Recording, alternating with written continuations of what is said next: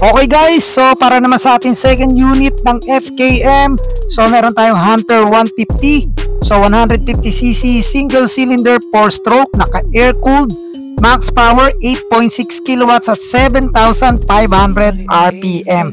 So meron tayong max torque na 12.2 kilowatts at 6,500 RPM. Syempre naka EFI, size ng gulong sa unahan 120/70/12, sa likuran naman 130/70/12. So para naman sa kanyang wheelbase 131 cm, meron tayong seat height na 75 cm, ground clearance 14 cm at may curb weight na 124 kg.